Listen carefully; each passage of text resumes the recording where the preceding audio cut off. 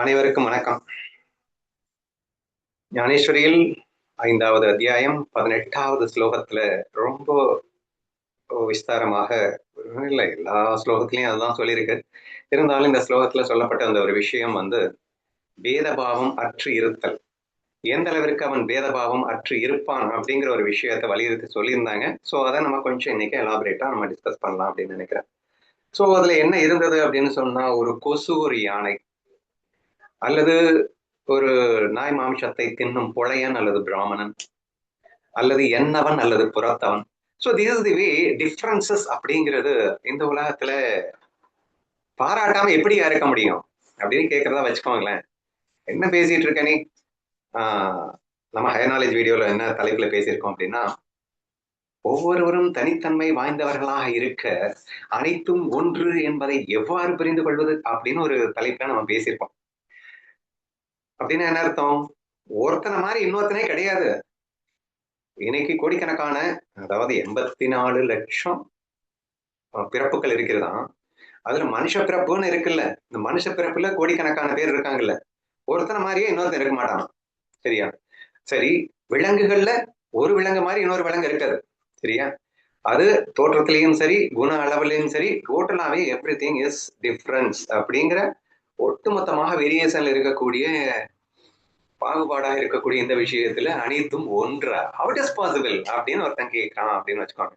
அதைத்தான் இங்க ஞானேஸ்வரர் என்ன சொல்லியிருக்காரு, கொசு குட்டியா இருக்கு, கண்ணுக்கு பாக்குறதுக்கே தெரியல. யானை ரொம்ப பெருசா இருக்கு. How could you equate these two into one? இது ரெண்டையும் எப்படிடா ஒண்ணுன்னு நீ சொல்லுவ அப்படிங்கிற கேட்கிற மாதிரி. அண்ட் நெக்ஸ்ட் கேவலமானவன் ஒருத்தன், மனுஷங்கள்ல எவ்வளவு பிரிவினை.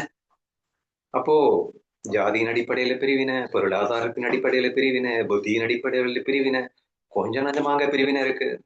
உயர்வு தாழ்வுன்னு இருக்கிறதுனால தானங்க அகங்காரம் தலைக்கு மேல பிச்சுக்கிட்டு ஆடிக்கிட்டு இருக்கு. சரியா? சோ அது இருக்கத்தானே செய்யுது. நீ எப்படி எல்லாத்தையும் ஒண்ணுன்னு நீ சொல்லுவ அப்படின்னு கேட்கிறதா வச்சுக்கோங்களேன். அதை விட முக்கியமா, ஏன்டா என் புள்ளையும் அடுத்த புள்ளையும் ஒன்னாயிர முடியுமாடா? என்ன இருந்தாலும் என் புள்ளையாச்சே, இந்த நான் எனது என்னவன் புறத்தவன் எப்படி பாகுபாடு பார்க்காம இருக்க முடியும் அப்படின்னு நமக்கு சந்தேகங்கள் வருகிறது. பட் பார்க்க மாட்டான் ஞானி அப்படின்னு சொல்லிட்டு அவர் அழகா சொல்லிட்டாரு. சரியா? வேற லெவல்ல அவர் நிரூபிச்சிட்டாரு. சரி, அதுல நான் என்ன நிரூபிச்சேன் அப்படிங்கிறது recollect of the old videos தான். எனிவே ஸ்ட்ரென்தன் பண்றதுக்கு திரும்ப திரும்ப கேட்கலாம், தப்பில்லை. சரியா? சோ அந்த வீடியோல நான் நிரூபிச்ச விஷயத்தோட எக்ஸ்ட்ரா எனக்கு தோணுன விஷயத்தையும் சேர்ந்து நான் இங்க மிக்ஸ் பண்ண போறேன். ஃபர்ஸ்ட் அந்த வீடியோல நான் சொன்ன விஷயங்கள் என்னன்னா, இப்படி இந்த உலகத்துல எல்லாமே வேற வேற வேற வேற வேறையா தான் இருக்குதான். ஆமாய்யா, நான் ஒத்துக்கிறேன்யா, எல்லாமே வேற வேறன்னு நான் ஒத்துக்கிறேன். பட் இன்னொன்னு சேர்ந்து ஒத்துக்கிறேன். ஃபர்ஸ்ட், அது உண்மையா இருக்கா அப்படின்னு ஒரு கேள்வி கேட்டா அதுக்கு என்ன பதில் சொல்லுவீங்க? வேற வேறையா இருக்கு, ஆனா வேற வேறையா இருக்கிறதெல்லாம் உண்மை இல்ல, பொய்யா வேற வேறையா இருக்கு. பொய்யா வேற வேறையா இருக்கிறத நீ வச்சுக்கிட்டு நீ எப்படி ஒண்ணுன்னு இருப்ப அப்படின்னா, நீ ஏன் இதை பிடிச்சு தொங்குற? அப்போ வேற வேறையா இருக்கு, ஆனா பொய்யாதான் வேற வேறையா இருக்குன்னு சொல்லும் போதே அது வேற வேறையா இல்லைன்னு மாதிரி தானே ஆகுது. பொய்யாக வேற வேறையாக இருக்கிறது அப்படின்னு சொல்றதுக்கும் வேற வேறையாக இல்லைன்னு சொல்றது ஒண்ணுதானுங்க.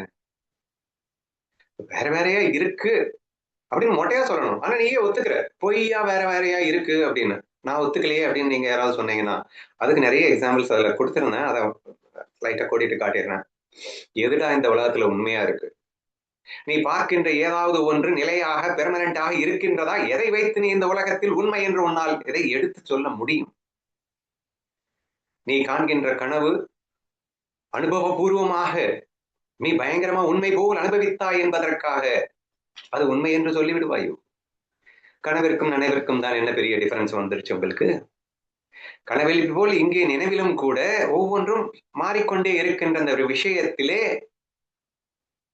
அது உண்மை என்று நிரூபிக்கும் சக்தி உங்களுக்கு எங்கிருந்து வருகிறது, வர முடியும் அப்படின்னு கேட்கிறேன். இந்த உலகத்தில் நீங்கள் காண்கின்ற அத்தனையுமே உண்மை அல்ல. உண்மை அல்லாததை நான் உண்மை என்று நீங்கள் நினைத்துக் கொண்டிருக்கிறீர்கள். நீங்கள் நினைப்பதால் அது உண்மை போல் தெரிகிறது. நீங்கள் நினைக்கவில்லை என்றால் அது உண்மையே இல்லை. என்ற ஒரு நிரூபணம்லாம் வந்திருக்கு. காணல் நீர் தோற்றம்னு சொல்றோம்.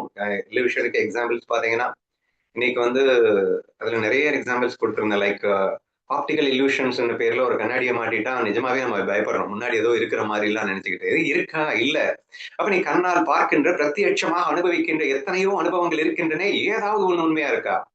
பிரத்யட்ச அனுபவங்கள் எதுவுமே உண்மை அல்ல என்று நான் அதை ஸ்ட்ராங்கா நிரூபிச்சுட்டு போற வரிசையில அழகா ஒரு எக்ஸாம்பிள் எனக்கு ரொம்ப டச்சிங்கா இருந்த எக்ஸாம்பிள் அதுல என்னன்னா, ஹாலுசினேஷன் அப்படிங்கிற ஒரு மனோவியாதி.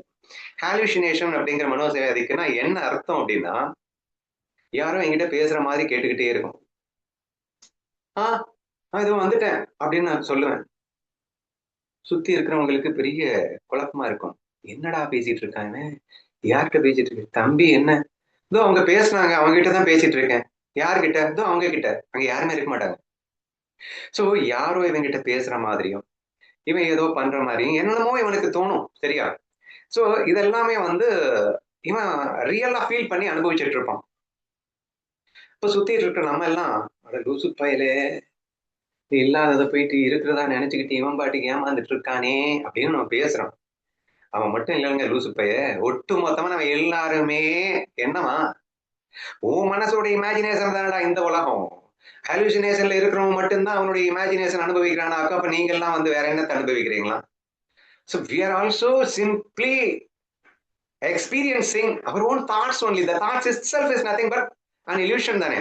எண்ணங்கள் அப்படிங்கிறதே மாயை தானேங்க. அப்போ உன் எண்ணத்தாலான மாயையை அனுபவித்து விட்டது உண்மை என்று எதை வைத்து சொல்ல முடியும்? எப்படி ஹாலுசினேஷன்ல இருக்கிறவன லூசு பையங்கிறியோ, அப்ப நம்ம எல்லாரும் லூசு பையங்க தானே. அப்படின்னா if you believe it is true, இந்த ஹாலுசினேஷன் இருக்கிறவங்க ஏன் லூசு பையன் சொல்றேன்னா உண்மை நினைக்கிறான், உண்மை அல்லாததே உண்மை நினைக்கிறான். இப்ப நம்ம மட்டும் அதை தானே நினைச்சிட்டு இருக்கோம். தூங்கி எழுந்ததும் உன் எண்ணங்கள் விரிகிறது, அந்த எண்ணங்களில் இருந்து இந்த உலகம் விரிந்தது அப்படின்னு சொல்லும் போதே எண்ணங்கள் மாயை என்றால் இந்த உலகம் மாயை தானே. அந்த உலகத்தை உண்மைன்னு நீ நினைச்சேன்னா அந்த லூசு பயலுக்கும் இந்த லூசு பயலுக்கும் என்னையா பெரிய டிஃபரன்ஸ் இருக்க போகுது என்ற ஒரு விஷயத்தை மெயினா புரிஞ்சுக்க வேணும். சரியா? இப்ப நான் ஏன் இதெல்லாம் பேசிட்டு இருக்கேன்? வேதபாவம் இருக்கக்கூடாதுன்னு ஆரம்பிச்சுட்டு ஏன் இங்க போறேன் அப்படின்னா, வேதபாவம் இருக்குயா, எங்கேயா இருக்கு? இல்லாம இருக்கு, எல்யூஷன்ல இருக்கு. சினிமா கொட்டைகள பெருசா தியேட்டர்ல முன்னாடி திரைக்கு முன்னாடி உட்காந்துக்கிட்டு என்னத்தையோ பாக்குற, எக்கச்சக்கமான டிஃபரன்ஸ் தெரியுது, அதுக்காக இருக்குன்னு அர்த்தமா? அட தெரியறத வச்சுக்கிட்டு ஏன்டா அதை வந்து இருக்கு இருக்குன்னு சொல்லிட்டு இருக்க? அப்போ there are எக்கச்சக்கமான பேதம்.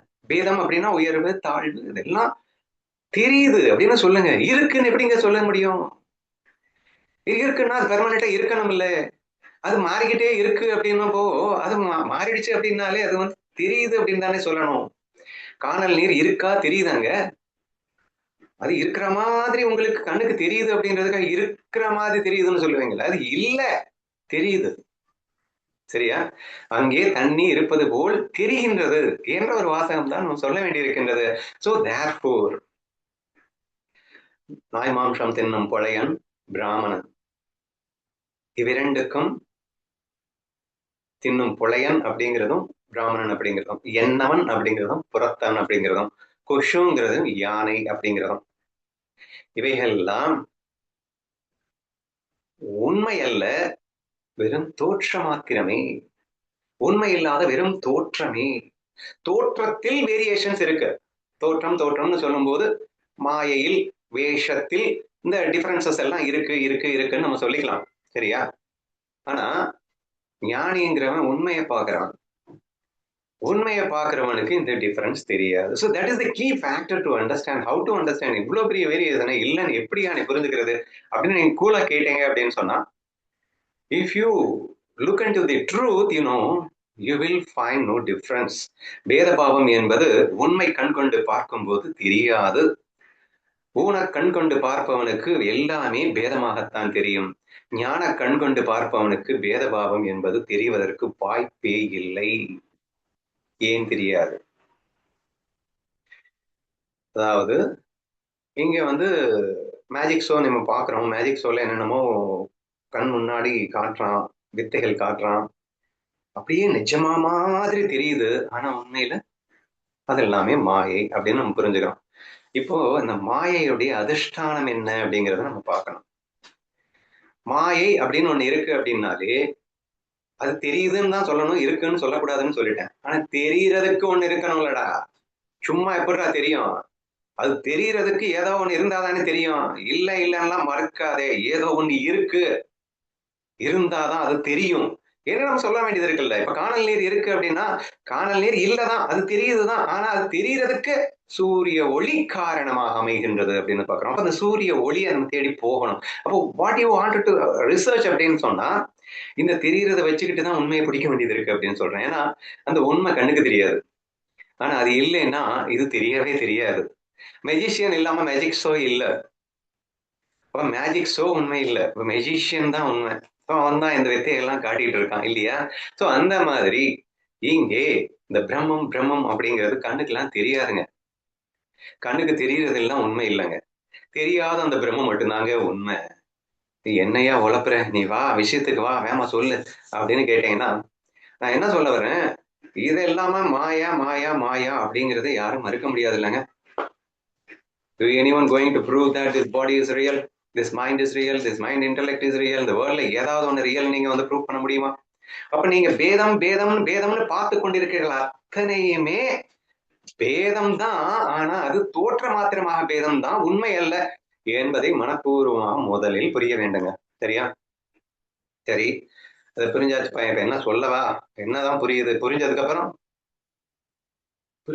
ஒரு விஷயத்தை யோசிக்கணும். என்ன யோசிக்கணும்? தோற்ற மாத்திரமாக தெரிவதற்கு ஏதோ ஒன்று இருக்க வேண்டும் அல்லவா? சும்மா எப்படி தெரியும்? அப்ப எது இப்படி தோற்றமளித்துக் கொண்டிருக்கிறது? இது இங்கே எது தோற்றமளித்துக் கொண்டிருக்கிறது? அது அங்கே அப்படி எது தோற்றமளித்துக் கொண்டிருக்கிறது? இந்த பிரபஞ்சமாக எது தோற்றமளித்துக் கொண்டிருக்கிறது? என்ற ஒரு விஷயம் புத்திக்கு வேணும்ல. டேய், இத்தனை நாளா நீ என்ன லூசுத்தனமா புரிஞ்சு வச்சுட்டு இருந்தேன்னா, தோற்றமளித்துக் கொண்டிருக்கின்றதை உண்மை உண்மை என்று நம்பினாய். தோற்றத்தையே உண்மை நம்பிட்டேன்னா, எது அதுவாக இருந்ததோ அது எப்படி உங்க கண்ணுக்கு தெரியும்? ஏங்க, when you see இது கானல் நீரை போயிட்டு உண்மை நம்பிட்டேன்னா, அந்த கானல் நீருக்கு காரணமான சூரிய ஒளி அப்படிங்கறது நீ எப்படி ஆராய்ச்சி பண்ணி கண்டுபிடிக்க போற? அதோட ஸ்டாப் ஆயிடுது இல்ல. நீங்க அதுக்கு மேலேயே போக மாட்டீங்கல்ல. அப்ப நீ என்ன பண்ணணும்? ஃபர்ஸ்ட் இதை மாயான்னு அண்டர்ஸ்டாண்ட் பண்ணிக்கோ. இப்போ மாயான்னு அண்டர்ஸ்டாண்ட் பண்ண உடனேயே ஆட்டோமேட்டிக்கலி உனக்குள்ள ஒண்ணு தோணும். இந்த தோற்றம் எல்லாம் இது தோற்றம் தான், உண்மை இல்லைன்னு எனக்கு புரிஞ்சிருச்சுங்க. இது வெறும் தோற்றம்னு புரிஞ்சிருக்கேங்க. ஆனா இந்த தோற்றத்திற்கு மூலாதாரம் எது? அதிஷ்டானம் எது? ஆதாரம் எது? எப்படி தெரியுது? How can it show it like this? எப்படி இது எல்லாமே அப்படி தெரியுது அப்படின்னு நீங்க ரிசர்ச் பண்ணும்போது you have to find out that பரபிரம்மம். அப்பதான் அந்ததான் ஞான விழிப்பு அப்படிங்கிறது ஏற்படுது. சரியா? அப்போ கனவுல மாயை உண்மை என்று நீங்கள் நம்பிக்கொண்டிருக்கின்ற வரைக்கும் you cannot know that sleeping person is you. தூங்கிக் கொண்டிருந்தவன் தான் நீ என்பதை உன்னால் உணரவே முடியாது. ஏன் என்றால் கனவிலே நீ சத்தியம் என்று அதை நினைத்துக் கொண்டிருக்கின்றாய். ஆதலால் அதுவே சத்தியமாக உனக்கு தென்பட்டுக் கொண்டிருந்தது. தி மொமெண்ட் நீ கண்ணை விழிச்சதுமே அது மாயை என்று மாறியது. அப்ப அது மாயை என்று மாறிய கணம் உண்மை உண்மையில் இருக்க. அப்போ உண்மையில் இருக்கின்ற கணம் அது மாயையாக மாறியது. இந்த ரெண்டுமே பிரிக்க முடியாதுங்க. யுகபத் போத்தோ அப்படின்னுவாங்க. அதாவது அட் அ டைம்ல இட்ஸ் அ ஃபிராக்ஷன் ஆஃப் என்ன சொல்றது, எது முதல்ல எது பின்னாடி அப்படின்னு சொல்ல முடியாத ஒரு விஷயத்துக்கு சான்ஸ்கிரிட்ல ஐ திங்க் யுகபத் அப்படின்னு ஒரு வார்த்தை யூஸ் பண்றாங்க. அப்படின்னா அட் அ டைம்ல இந்த ரெண்டு நடக்கும். அட் அ டைம்ல எந்த ரெண்டு நடக்கும் இல்லையா? தி moment when you understand the world is a maya, you will realize who you are. And the moment when you realize who you are, you will understand the world is maya. இந்த ரெண்டு இருக்கு இல்லையா? இந்த ரெண்டு ஒரே நேரத்துல நடக்கக்கூடிய ஒரு அற்புதம் அப்படின்னு புரிஞ்சுக்கோங்க அப்படிங்கிறாங்க. நீ யார் என்று உணர்ந்த வினாடியில் இந்த உலகம் மாயை என்று உனக்கு உணர்வாய். இந்த உலகத்தை மாயை என்று உணர்ந்த வினாடியில் நீ யார் என்று உணர்வாய். அப்ப அந்த மாயைக்கு அதிஷ்டானத்தை நீ உணர வேண்டும் என்றால் அது மாயை என்று உணரப்பட வேண்டும். அல்லது அந்த அதிஷ்டானத்தை நீ உணர்ந்த மாத்திரத்தில் இந்த உலகம் மாயை என்று தானாக வெளிப்படும். So this happens naturally and automatically அப்படின்னு சொல்ல வரேன். நீங்க இது உண்மைன்னு நம்பிட்டு இருக்கிற வரைக்கும் it is very difficult to find out the base of that தோற்றம். அது தோற்றம்னு புரியும் போது ஆட்டோமேட்டிக்காவே இந்த தோற்றம் எப்படி வந்தது. நீங்க நம்ம அடிக்கடி சொல்லக்கூடிய அந்த நடிகர் எக்ஸாம்பிள் எடுத்துக்கோங்களேன். இந்த நடிகர் வந்து நடிச்சிட்டு இருக்கான், ஒரு வேஷத்துல நடிச்சிட்டு இருக்கான். அந்த வேஷம்னு நம்பிட்டான்னு வச்சுக்கோங்களேன், அந்த நடிகர் அப்படிங்கிறது காணாம போயிடும். ஆனா அவன் அதை வேஷம் என்று உணர்ந்த வினாடி தன்னை நடிகர் என்று உணர்கின்றான்னு நீங்க புரிஞ்சுக்கலாம். அல்லது தன்னை நடிகர் என்று உணர்கின்ற வினாடி ஆட்டோமேட்டிக்காகவே இது வேஷம் என்பதும் சேர்ந்து உணர்கின்றான்னு சேர்ந்து புரிஞ்சுக்கலாம் இல்லையா? So these two will go hand in hand அப்படின்னு சொல்ல வரேன். ஒரே மாதிரி நடக்கின்ற ஒரு விஷயமாக இருக்கின்றது. ஒரு அற்புதமான விஷயமாக இருக்கின்றது அப்படின்னு புரிஞ்சுக்கணும். சரியா? அப்ப நம்ம என்ன பண்றது? நான் என்ன செய்யணும் அப்படின்னு கேட்டீங்கன்னா, ஆஹ் நம்ம டெய்லி சத் சங்கத்துல ஞான விசாரம் செய்கின்றோம். ஞான விசாரத்தின் வாயிலாக நம்ம என்ன புரிஞ்சுக்க முயற்சி பண்றோம்னா, இந்த உடல், மனம், புத்தி இவைகள் எல்லாம் வெறும் மாய தோற்றங்களே அப்படின்னு புரிஞ்சுக்க ட்ரை பண்றோம். அத்தோடு நிப்பாட்டிரல. மாய தோற்றம் அப்படின்னா அது எப்படி இந்த மாய தோற்றம் உருவானது, எப்படி உருவாகி இருக்க முடியும் என்ற அந்த விஷயத்தையும் நம்ம ஆய்வுக்கு எடுத்துக் கொள்ளுகின்றோமா இல்லையா? என்ன சொன்னோம்? இந்த உடல், மனம், புத்தி இதெல்லாம் கருவிகள் அப்படின்னா. மேஜிக் பண்றதுக்கு சில டூல்ஸ் எல்லாம் வேணுங்க. Without tools you cannot do a magic இல்லையா? நிறைய உபகரணங்கள்லாம் வச்சிருப்பாங்க. மேஜிஷியன்ஸ் நீங்க பாத்தீங்கன்னா, எக்கச்சக்கமான டூல்ஸ் எல்லாம் வச்சுக்கிட்டு தான் அவங்க மேஜிக் ஷோவே பண்ண முடியும். அந்த மாதிரி இந்த பிரம்மத்துக்கு உண்டான டூல்ஸ், மேஜிக் பண்றதுக்கு உண்டான டூல்ஸ் வந்து இந்த உடல், மனம், புத்தி அப்படிங்கிற இந்த டூல்ஸ். அதோட ஈஸ்வரா அப்படிங்கிற இன்னொரு டூலும் இருக்கு. சரியா? இது எல்லாத்தையும் வச்சுக்கிட்டு தான் அந்த பிரம்மம் வந்து இந்த மேஜிக் ஷோவை நடத்துது. அப்ப இதெல்லாமே டூல்ஸ் அப்படின்னு நீங்க புரிஞ்சுக்கிட்டதோட நிப்பாட்டாம, இந்த டூல்ஸை யார் யூஸ் பண்றாங்க அப்படிங்கிற அந்த விஷயத்துக்குள்ள நம்ம என்ட்ரி ஆகிறோம். இந்த சிதாபாஸ் அப்படிங்கிற ஒருத்தன் இருக்கின்றான். பிரம்மம், ஒரிஜினல் உணர்வு, பிரம்ம உணர்வுன்னு ஒண்ணு இருக்கு. அதுவே பிரதிபிம்ப உணர்வாக வெளிப்பட்டு இந்த டூல்ஸை யூஸ் பண்ணும்போது அந்த மேஜிக் ஷோ அப்படிங்கிறது வெளிப்படுது அப்படிங்கிறத நம்ம புரிஞ்சுக்க ட்ரை பண்றோம். ஸோ எந்த அளவுக்கு டெப்தா புரிஞ்சுக்க ட்ரை பண்றோம்? டீப் ஸ்லீப் எக்ஸாம்பிள்ஸ் கொடுக்குறோம். நீ இருக்க, உடல் மனம் புத்தி இல்லாமல் நீ இருக்க. அப்ப மாயை கடந்த நிலையிலும் நீ இருக்க. அப்போ உன்னை நீ பாரு. நீ உன்னையே பார்க்கல அப்படின்னா அந்த மாயையே உண்மைன்னு கடைசி வரைக்கும் நம்பிட்டு இருப்ப. அப்ப இந்த மாயை கடந்த நிலையில் எங்கெங்க இருக்கின்றாய் அப்படிங்கறத நீ பார்க்கும்போது டீப் ஸ்லீப் இருப்பேன் இது பார்த்தோம். ஸ்தம்பித்தல் அப்படிங்கிற ஒரு விஷயத்த பார்த்தோம். ஸ்டன்னான ஸ்டேட்ல நீ இருக்க அப்படிங்கறதெல்லாம் பார்த்தோம். அப்ப அந்த ஸ்டேட் அப்படிங்கிற அந்த ஒரிஜினல் உணர்வு அப்படிங்கிறத நீ பிடிக்கும் போது இது ஆட்டோமேட்டிக்கா மாயா அப்படிங்கிறத புரிஞ்சுக்க முடியுது. இதை மாயை என்று புரிந்து கொள்ளும் போது ஆட்டோமேட்டிக்கா உன்னுடைய அந்த ஒரிஜினல் உணர்வையும் உன்னால கண்டுபிடிக்க முடியுது அப்படிங்கிற மாதிரி நீங்க புரிஞ்சுக்கோங்க. சோ இந்த 18வது ஸ்லோகத்துல அவர் தெளிவா என்ன சொல்றாருன்னா, என்னவன் புறத்தவன், என்னவனாக இருப்பதும் நானே, புறத்தவனாக இருப்பதும் நானே, கொசுவாய் இருப்பதும் நானே, யானையாய் இருப்பதும் நானே, நாய் மாம்சம் தின்னும் புலையனாய் இருப்பதும் நானே, பிராமணனாய் இருப்பதும் நானே, நான் ஒருவனே இங்கே மாயையாக மேஜிக் ஷோ நடத்துறேன். எல்லா வேஷங்களாகவும் இங்கே நானே வெறும் தோற்ற மாத்திரமாக தோன்றிக் கொண்டு இங்கே அற்புதமான ஒரு லீலை நடந்து கொண்டிருக்கின்றது என்று ஒருவன் உணர்ந்து விட்டார். அதுதாங்க இந்த ஸ்லோகம்.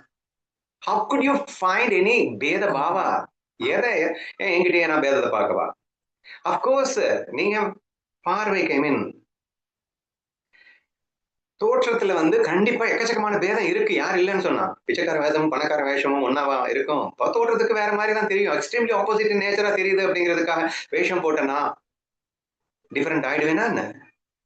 சோ இந்த ஆத்ம சத்தியத்தை, ஆத்ம சாட்சியை, ஆதாரத்தை உணர்ந்தவனுக்கு அங்கே கன்ஃபியூஷனே இருக்காது. அனைத்தும் மாயை என்ற தெளிவான புரிதல் அங்கே ஏற்பட்டு விடுகிறது. குழப்பத்திற்கு இடமே இல்லை. பேதபாவம் எல்லளவும் எந்திரிக்க முடியாமல் போய்விடும் என்பதை புரிந்து கொள்ளுங்கள். இந்த ஆத்ம சாட்சி இல்லாம வெறும் மனசாட்சியை மட்டும் நீங்க வச்சிருந்தீங்க அப்படின்னா there may be a chance of cheating yourself to miss the love. அன்பை நீங்கள் விட்டு விடுவதற்கான வாய்ப்பு இருக்கு. தெரியும் தான் மனசாட்சிக்கு எது அன்புன்னு. ஆனாலும் நீங்க ஆத்ம சாட்சியில இல்லைன்னா மேபி மிஸ் பண்றதுக்கு சான்சஸ் இருக்கு. ஏன்னா எப்போ அனைத்தும் இருப்பதே ஒன்று, அது நீங்கள் மட்டுமே, இது வெறும் தோற்றம் மாத்திரமே என்று புரிந்து விட்டதோ. ஏன்னா உலகத்தை உண்மையான நம்பிட்டு இருக்கலாம் மனசுல இருக்கிறவன். அப்போ மிஸ் ஆறதுக்கு சான்சஸ் இருக்கு. மனசாட்சி இருந்தும் மிஸ் ஆறதுக்கு சான்சஸ் இருக்கு. ஆனா உலகமே மாயை என்றால், மாயைக்கு அதிர்ஷ்டமான இருப்பவனே ஒருவன் என்றால், அங்கே பேதபாவத்திற்கே இடம் இல்லை என்றால், அப்போ ஆட்டோமேட்டிக்கா அன்பு என்பது சாஸ்வதமாகி விடுகிறது அப்படின்னு சொல்ல வரேன். சோ அங்கே தவறு நடப்பதற்கு வாய்ப்பே இல்லை என்று சொல்ல வருகின்றேன். சரியா? சோ தேர்ஃபோர் ஆத்ம சாட்சி, ஆத்மா என்பதை அதிஷ்டானமாக நான் புரிந்து கொண்டு அதுவே நான் என்று உணர்வதற்கான ஒரு முயற்சியை நாம் மேற்கொண்டால் அந்த 5வது அத்தியாயத்தின் 18வது ஸ்லோகம் மிக நன்றாக உங்களுக்கு புரிந்திருக்கும் என்று நம்புகின்றேன்.